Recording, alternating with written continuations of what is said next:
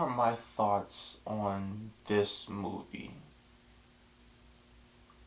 So Catherine Bigelow is the director of this film, and she is known for directing films such as The Hurt Locker and Zero Dark 30. Very deep and gritty films based off some incidents in real life. For her to do this film, I thought was an interesting choice. She really nailed it down, especially with her signature handheld camera shots, because the whole thing was on a steady cam. But it really did help you dive into the story more, or into the incident, I should say, because it really felt realistic, like I was there to witness what happened in 1967 in Detroit.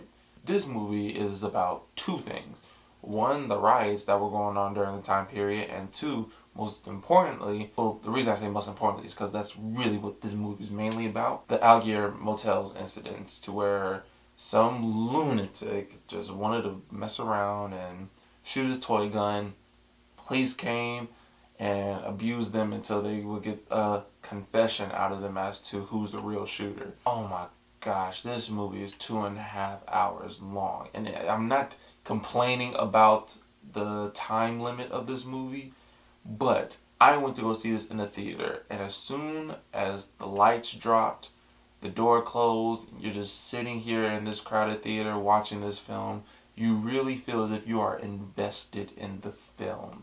And so when shit just goes down domestically, verbally, violently, all that stuff, you really feel as if you're experiencing this.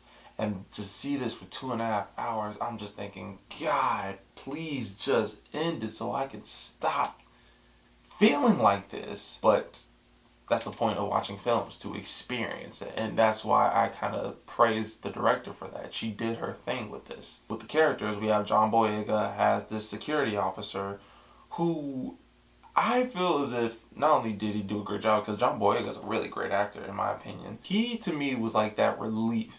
So to see all this violence that was going on throughout the film, every time he came on screen, you just had a sense of relief. Like, it's like if you were at a place to where you didn't want to be, but your best friend is right there in the corner. Like, I'm right here, man. I'm going to do my best to help you out. That's what I felt with John Boyega, and I really appreciate him for that. Then we have Will Poulter, who, last time I saw him, he was singing Waterfalls by TLC. So this is definitely a different role for him. But he did a good job. He did what he was supposed to do. I did not like him on screen, but that's what his job was, and he did a great job with it. So, congrats to him. That character. Algie Smith as the main character. I forgot his name. I forgot everybody's name in all honesty. But I didn't forget their performance. Algie Smith in this film had a lot of range. I liked his character development. I like how he started off and where he ended up. I can understand it. I totally believed everything that he was going through. It just really hurt me to see how he had to go down. It's tragic, really. It really is.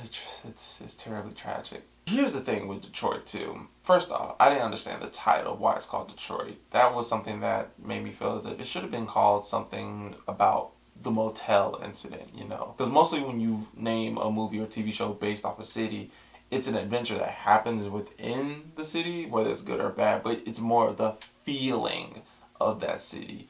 Somewhat like ATL the movie or Atlanta the show. These are things that you can see happening in Atlanta, not just anywhere else, and that's why it's kind of called Atlanta. Or even if it is taking place somewhere else, it has a different vibe or feeling. I didn't get that with Detroit. I feel as if it should have been called something more towards the riots or the motel, like Algier's Motel, or maybe Detroit 67, since this is all happening within the year. So maybe something like that. The first half was pretty solid. I understood what I was getting into, even though I was just watching nothing but riots. Don't even worry about the character's name or following the protagonist or whatnot, because it's just nothing but them running through riots. But I feel as if that's to set up the second half, to where you are really, or as for the director, she's really trying to pull you into this world. So when you get down and you do have characters to grasp onto, you understand a lot more where they're coming from. So I thought that was pretty cool on her part. Oh my goodness. First off, I have to remember, this is based off a true story. This actually happened. So when shit went down in this film, that I just thought, Why would you do that? Because that's what happened, and that's why it's in the script, and that's why it's in the film. I'm specifically talking about Jason Mitchell when he shot the toy gun specifically to get the cops' attention. Here's the thing, because in the preview, it made it seem as if he was playing around and cops heard the gunshot, and that's why they stormed in, which I thought, okay, that's understandable. But no, in the movie, he specifically was like, let's play with the cops, let's let them think that something's happening. Why? You dumb fuck. No, no, no. So yeah, because of his dumb ass decision, a big incident happened in history, and now here we are talking about it 50 years later, apparently. Also, I will say too, one of the characters that died, because look, in this movie people die, there's riots, there's racism, there's police brutality, but I won't tell you who died specifically, but I will say, when that person died, I felt as if it was out of his character the way he died. Because he died based off his actions, and everything that was built up to how he passed away, I thought was like, I don't see that character doing that. Maybe somebody else, but when he died, it was just like, I'm still feeling it, but not as much because he did it. If you see the movie, I'm pretty sure you understand who I'm talking about. It's one of the murderers, whatever. Overall, would I recommend the film? Definitely. Go see this in theaters. This is really an experience. I don't think it's really worth replay value.